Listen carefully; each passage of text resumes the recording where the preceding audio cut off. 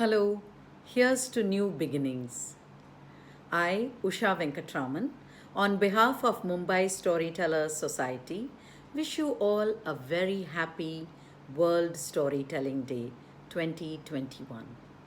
We at Mumbai Storytellers Society have put together stories on the theme of new beginnings. Sit back, listen, and enjoy the stories. Well, the story that I'm about to tell you is not the story of a king or a demon or even God. Rather, it's a story of a commoner, a young boy, and the story of a philosophy. In fact, the star of my story is a drum. That's right, a drum. Since the dawn of civilization, every single settlement has been sustained by a story.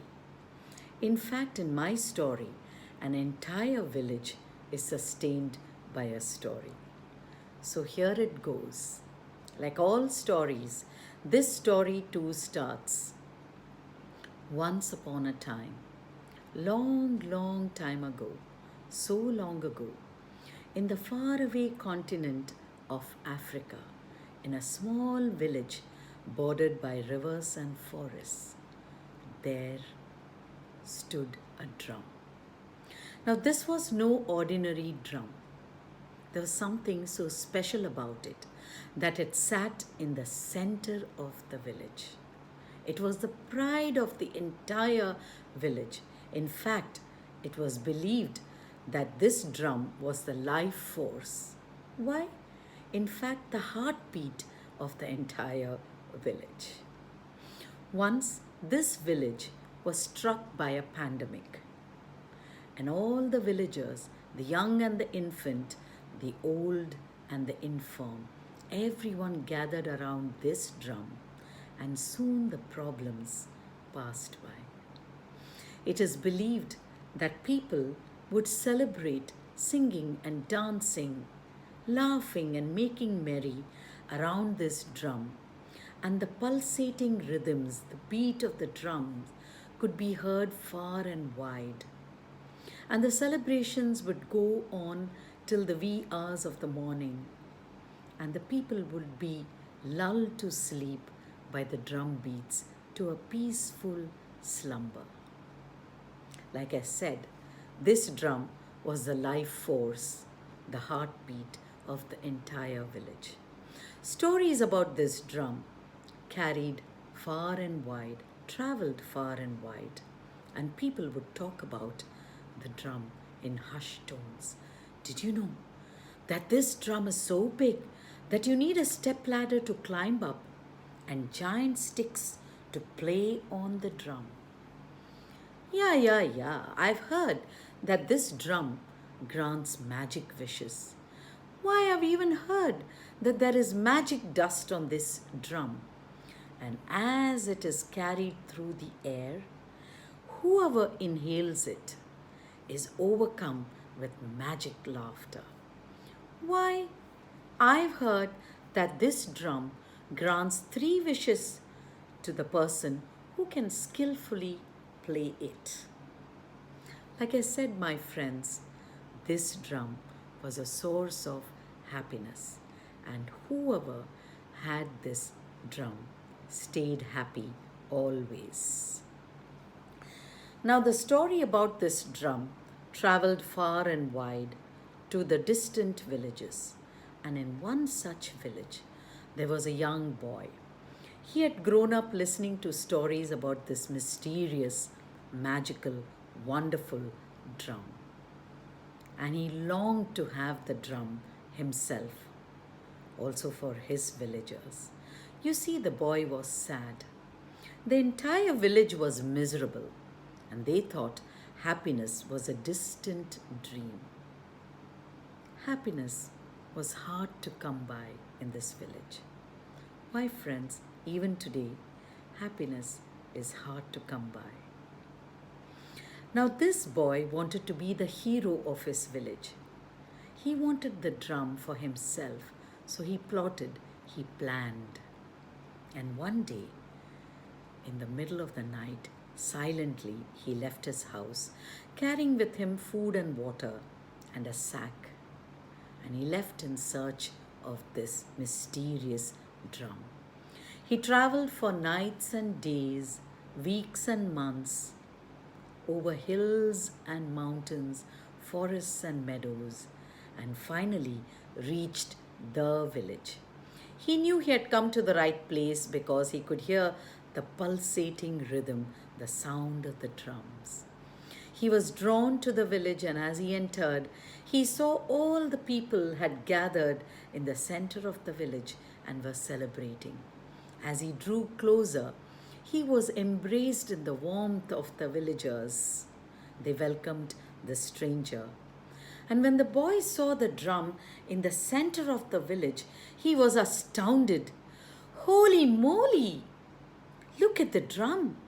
I thought the drum would be huge, that one needed a step ladder to climb up and use giant sticks to play on it. Why, that drum is so ordinary and so small. Easy for me to steal it, he thought. He joined in the merrymaking, and as the evening drew to a close and night fell upon, the party continued. Like I said, till the wee hours of the morning. And all the villagers went to sleep, lulled by the drum beats. When everyone had fallen into deep slumber, the young boy was still awake. He had a mission to accomplish. Slowly, without making any noise, silently, he inched his way towards the village center where the drum sat. As he was about to reach out and pick up the drum, suddenly he heard somebody clearing their throat. The boy turned and he saw an old man with wise eyes. The old man was so frail, so emaciated, he had a walking stick in his hand, and the old man pretended that he had not seen the young boy and what he was about to do. And the old man called out, "Me lad, will you help me home? I have some hot soup simmering in the pot. Come, have some soup and you can spend the night." The young boy was polite enough to follow the old man to his house. He had the soup, and the old man invited the boy into his house and started telling him stories. And we know the young boy loved listening to stories. So he sat enraptured, and finally the old man told him the story about the mysterious drum. "You know, lad, I too, when I was about your age, came in search of this mysterious magical drum. I wanted to steal it and take it to my village. But the people were so kind, so loving, so patient, treated me with so much respect that I didn't want to leave them. And I realized that the drum was just a drum. There was no magic in the drum. The magic was in the people, within them. Happiness came from within. It was not from the drum. For days, no one played the drum, but everyone stayed happy. And the villagers believed on one golden rule: treat others as you would want to be treated. Believe in yourself, and happiness comes from within." When the young boy heard this story, he was so moved that he felt a change come over him. He wanted to embrace this story, and he wanted to share the golden rule, the magic mantra of this story, the drum, to his villagers. And he thanked the old man, left this village, went home, and there he made a drum himself, And on one side of the drum, he inscribed, "Happiness comes from within." And he shared this story with everyone, and he told the villagers about the village oath. And they all took this village oath, which was, no matter what happens, come rain or shine, make time to have some fun. And this was the village oath the old man had told him about, which brought about this transformation in the young boy. So all the villagers took this village oath. No matter what happens, come rain or shine, we'll make time to have some fun. Believe in yourself, and happiness comes from within. The boy shared this story with all the neighboring villages. And friends, don't you think it's time for us to take this oath ourselves? No matter what happens, whether it rains or shines, or there's a pandemic or a pestilence, let's make some time to have some fun. Thank you. Hi everybody, this is Shreedevi Sunil, celebrating World Storytelling Day with my story of a new beginning. Maybe at the end of the story, you can tell me why I chose this story. The phone rang. She answered the call. Hello?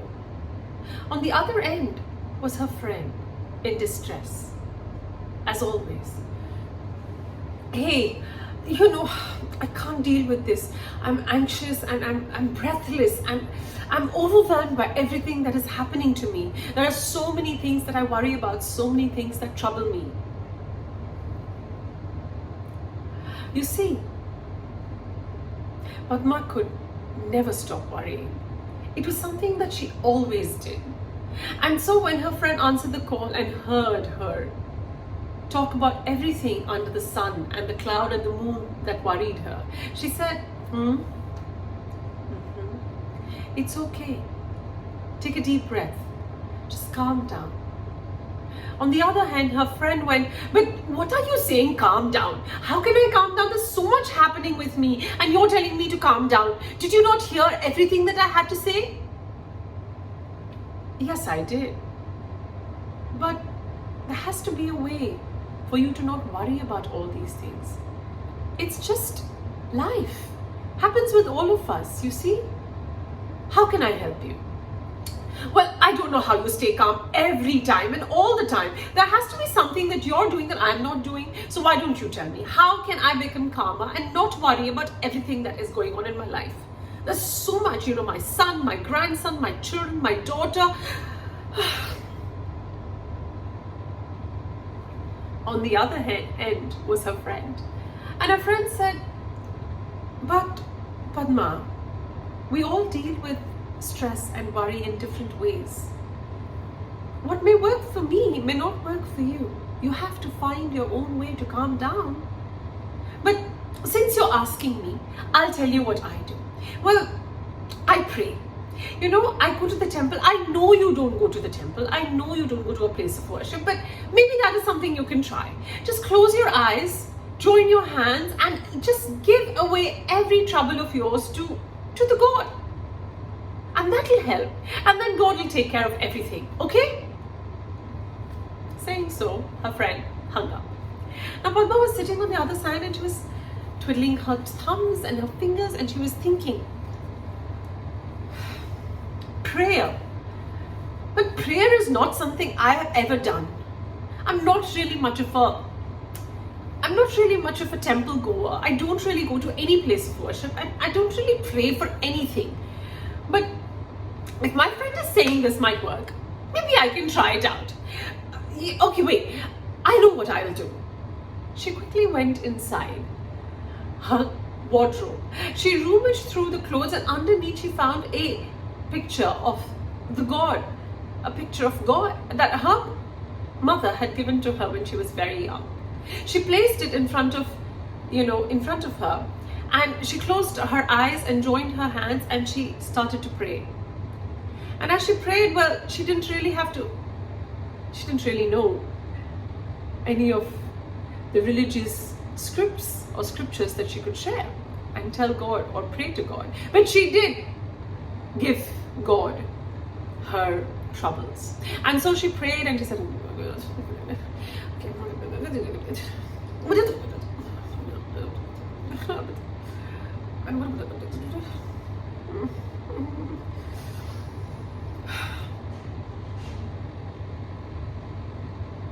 well, as she closed her eyes and gave her troubles away to God, time clearly had passed and it was evening. And Padma decided that she was feeling much better. So she went down for her walk. You see, she lived alone, but she did have some friends in the building. She spoke to this one and that one. She came back home and she felt lighter. And she said, maybe this is working already. And then she picked up the phone after she came from her walk and she called her children one at a time. And for a change, she didn't really talk too much to them or question them too much about where they had been and what they had been doing, or about the grandchildren and what they were doing and where they had been, or about her, children's spouses and what they were doing and where they had been, and how she always had her little bit of a remark to make on what they were doing and where they went. Today she seemed a little calmer. The conversation was a little more pleasant, which it never was. She put the phone down and she said, this is working. I've put my troubles away and given it away, and this will help me. She went to bed that night. She closed her eyes and pulled the covers on herself and she said, today I should sleep well. It's been a really long time since I've slept well. I really have forgotten the last time I had a whole night's sleep. But today I will sleep well. And so Padma closed her eyes. But as she closed her eyes, time passed. And those niggling worries, they started coming back to her. One at a time, one at a time, one at a time, a drop at a time.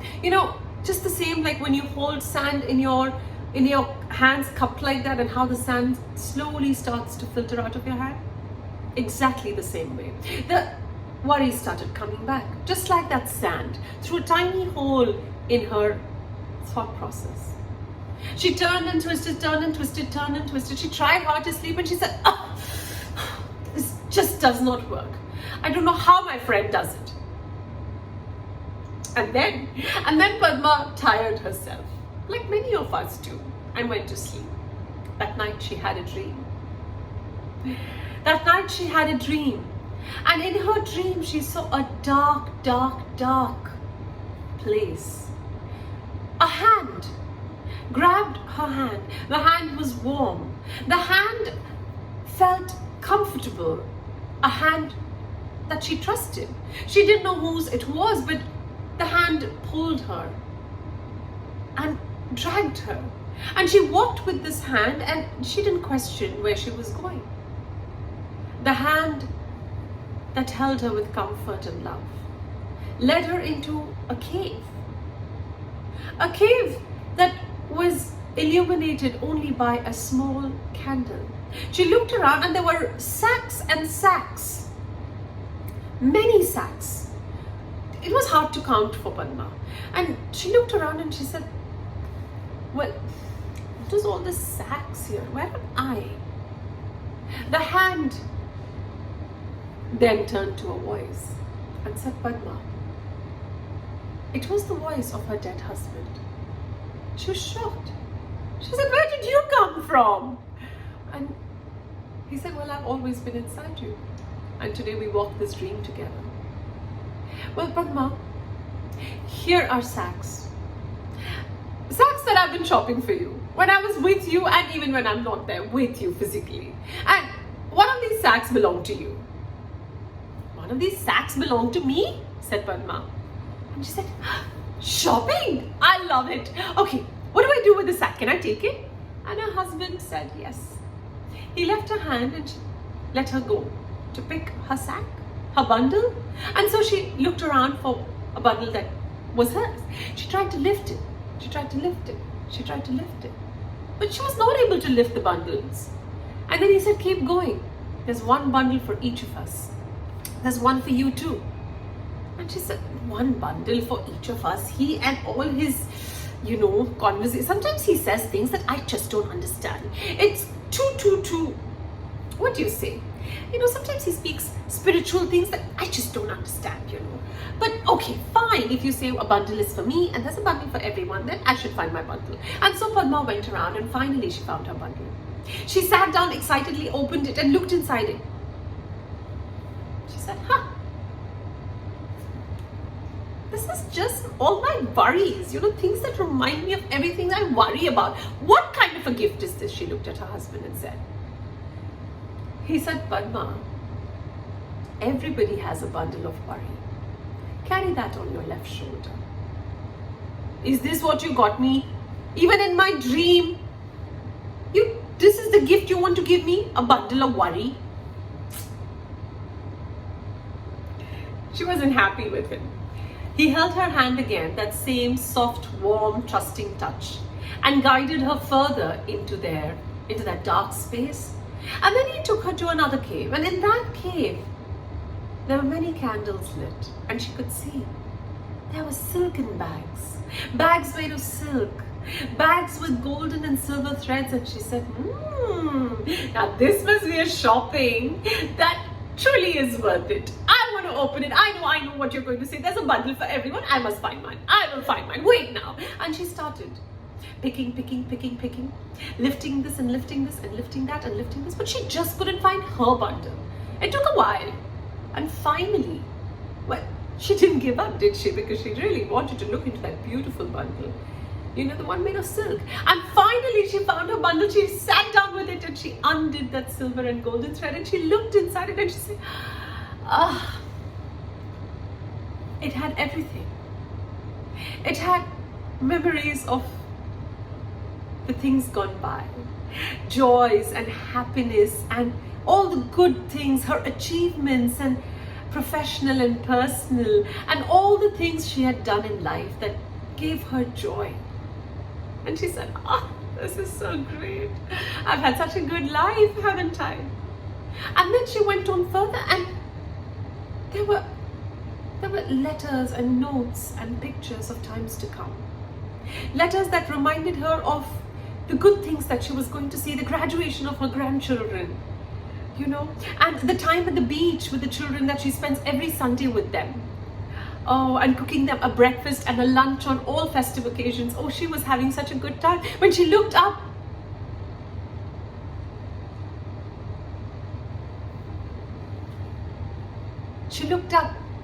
to share what she saw with her husband, but he was nowhere to be seen.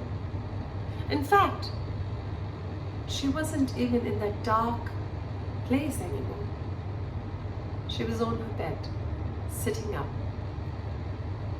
And she looked outside the window. The first rays of the sun as it rose for a new day was streaming in to her window. Padma was left with a smile and a new beginning. Thank you so much for listening to my story. And this story, like I said, was shared with me by Diane Verlat. And it was a trigger for a new beginning for me as a storyteller and as a person. I wish you all a wonderful and happy World Storytelling Day, and do enjoy the stories we have to share here at Mumbai Storytellers Society. Hi, good evening. I'm Hema Subramanian, and as part of World Storytelling Day celebrations by Mumbai Storytellers Society, we are sharing stories on new beginnings. My story is about an innocent little boy, and this story is written by Munshi Premchand. It was past noon. The farmers were toiling in their fields. The shadows of the trees had shortened. The sun was bright, the air warm. Children were inside their homes for fear of the low winds.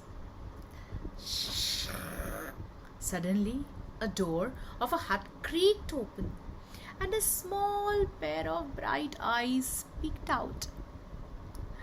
They belonged to a boy of hardly 5 or 6 years old. His eyes fell on the old lady weaving a basket sitting under the shadow and coolness of a neem tree. She crinkled her eyes and peered straight at him. "Fundan, where are you off to? Go inside and sleep. It's very hot outside. See, all the other boys are still sleeping." The boy's face fell. Miffed, he replied, "Mother has already left to plough the field. I am scared alone in the house." The old lady was a designated grandmother of the village children. Her job was to keep an eye on the children when their parents were away at work. The ground near the water tank was littered with raw mangoes, but no child could go there. They would fall into the tank. The berry trees were laden with red and yellow berries, but no little boy was allowed to climb. He'd fall, you see. The pond looked so beautiful with the clear water, colorful fishes jumping, and lotuses in full bloom. But no children could go near the pond. They could drown, you see. The children did not like her watching them. They tried to find ways to slip past her, but she had not got her 80 years of wrinkles just like that. She could see through their tricks and schemes and nip them in the bud. The old woman scolded him. "I am here. What are you scared of? Go and sleep, or I'll come over." The boy cheekily came out of the hut and said, "It's time to get out anyway. Where will you go at this time of the day?" "Nowhere, Grandma." The boy took a few steps forward gingerly. Grandma put down her basket and the long needle and unhinged her joints to get up. But before she could get up, he ran quickly out of her reach. The woman changed tracks. She called out, "Don't go anywhere this time, my child."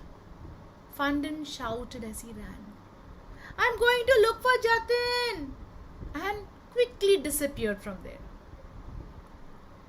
Now Jatin was a hawker. He started coming to the village recently. He was sure to come every evening. Instead of money for his goods, he would be paid in grains. Actually, sometimes higher than the cost of his fare. The villagers were inclined towards generosity. So he would walk 5 miles from the neighboring village to sell his wares. He would call out as he entered the village, "Sweet and sour, salty and crunchy. Sweet and sour, salty and crunchy." His basket was laden with sweet and salty save, til or peanut laddu, some batasha, kutti, and other local goodies. He covered it with an old tattered cloth. The village children waited for his arrival and crowded around him soon, just catching the glimpse of the goodies when he lifted the cloth was enough to fill them with happiness.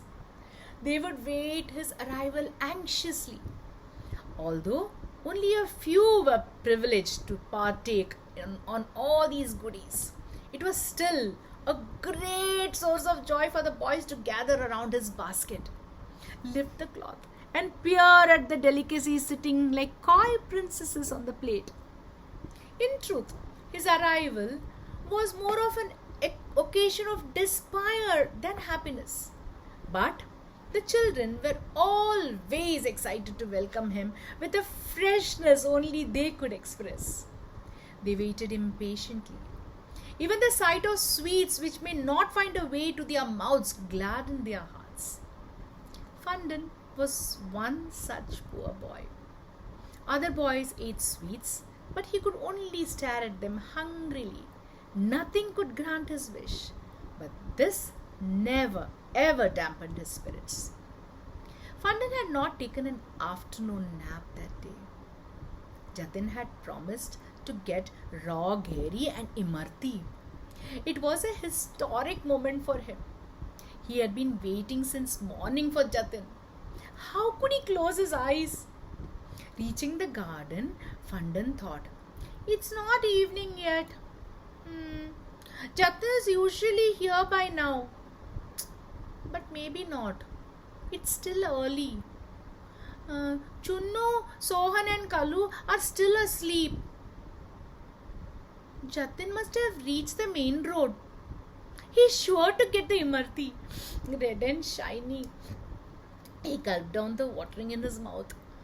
Once, long ago, yes, at the Dashra Mela, I had tried the Imarti. How sweet it was. His eyes gleamed and his mouth watered more from the memory. The longing grew. He left the garden behind. There was a wide field that led him to the main road. But no sign of Jatin. Fandan waited impatiently for Jatin at the edge of the village. He sat under the tree. Then he walked up to the road, kept his eyes trained on the road so as to not miss Jatin walking towards the village. He was excited. He wanted to be the first one to greet Jatin today. I will lead him to the village. Everyone will be so surprised. These thoughts excited him further. His heart danced. He moved towards the road, clapping his hands. But still there was no sign of Jatin. Now he decided to meet Jatin on the Kacha road leading to their village. He stood there waiting. And the Kacha road had trees lined on both sides of the road with mangoes hanging on them. He tried throwing stones with the hope of knocking them down. But his eyes were distracted, constantly looking out for Jatin. Why was he not there yet? The shadows started to lengthen and the sun seemed to retire for the day. He still hoped Jatin would show up. Disheartened, he squatted on the road. Soon, tears fell unfettered at the dashed hopes. He sobbed uncontrollably. How cruel Jatin was. He comes to meet us every day. But that day I come to meet him, he doesn't show up. I won't let him enter the village tomorrow. His heart constricted with such childish thoughts. Suddenly, his eyes fell on a broken jabba, a cane basket on the ground. Despite the gloom of dejection and failure, this was enough to rouse the child. He sprung up with a carefree step and he lined the basket with some leaves. He picked up some gravel and stones and placed them inside the basket. Then he took off his shirt and covered it all. He placed the basket on his head and started walking towards the village. No longer was he the boy who was looking for Jatin. He was Jatin, the same messenger from heaven with goodies on his head. He shouted just like Jatin. Sweet and sour, salty and crunchy. Sweet and sour, salty and crunchy. With the same diction, and he walked like Jatin. His head held high with pride. He was flying, believing in his imagination. His innocent face reflected the truth of his belief with such intensity that nobody dared laugh at him. With such a demeanor, he entered the village. The boys heard his call and ran towards him. Just like Jatin, Fandan was surrounded by eager faces. Somebody even asked, "What kind of game is this?" But one heart understood another. Sweets started selling. Pebbles became money and stones and rocks became imarti, ghari, sev and laddus. This game was much more fun. Munnu handed him a pebble saying, "Jatin, I'll give you an anna for the imarti." Jatin placed a stone on a leaf and and gave it to him. Sweets never tasted as good or as delicious. Fundin did not stay dejected and explored his creativity and started a new game in the village. New beginnings are made of innovative ways of thinking, walking around problems and resolving them.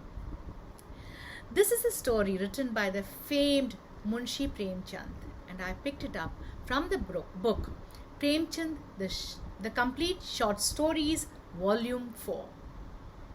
Mumbai Storytellers Society thanks all our patrons for joining us in our celebration of World Storytelling Day. I sign off by wishing everyone a very happy World Storytelling Day. Bye-bye.